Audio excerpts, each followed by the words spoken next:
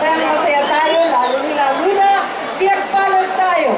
Magpasalamat tayo sa langit at sa Diyos na tayo ay pinagpala sa taong ito.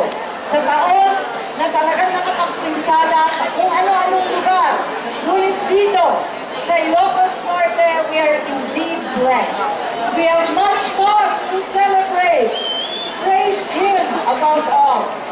Celebrate indeed, and tonight, for the first time, we are helping to raise funds for the Philippine National Red Cross for their extraordinary efforts, not only in times of calamity, but for the health and safety of our families.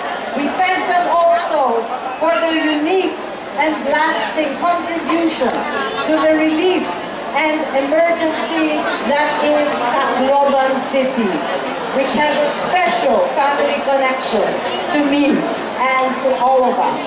Truly, we give thanks to the Red Cross as well as to our tremendous good fortune.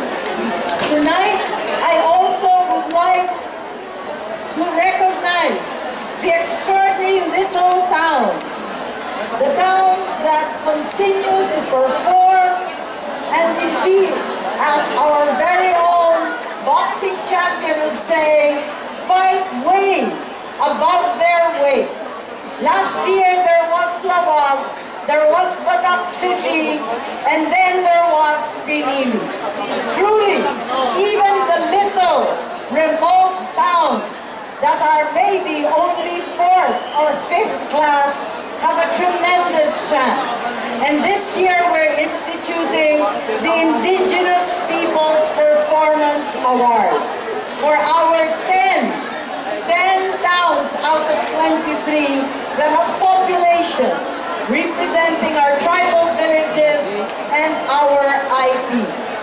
Also, this year we are talking about not merely one night of festival and spectacle and tremendous dancing. We are speaking of an investment for the days and years to come. Hindi lang isang gabi ang Tan-Ok, sapagkat ito ay isang pagtitipon na gagamitin natin sa ating turismo at sa ekonomiya.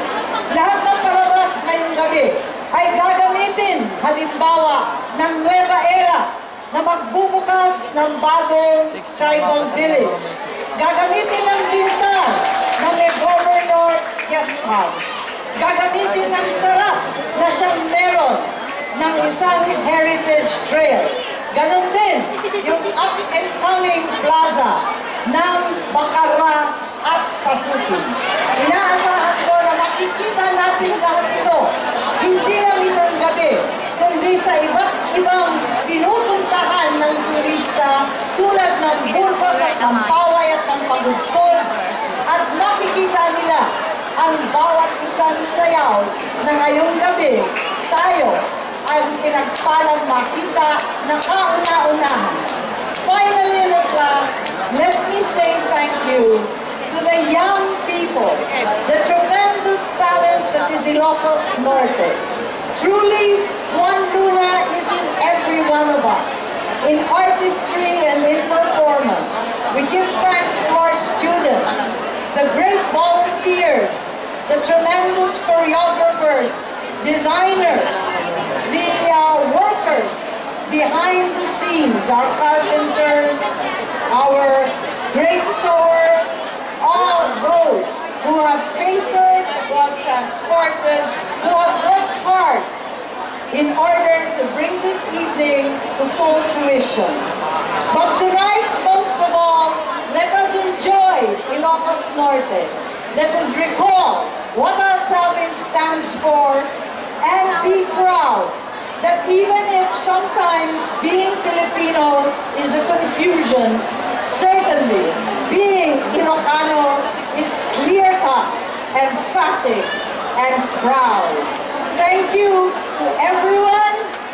Agbyag Ilocos Norte, daytoy ti Tan-Ok ni Ilocano, the Festival of Festivals.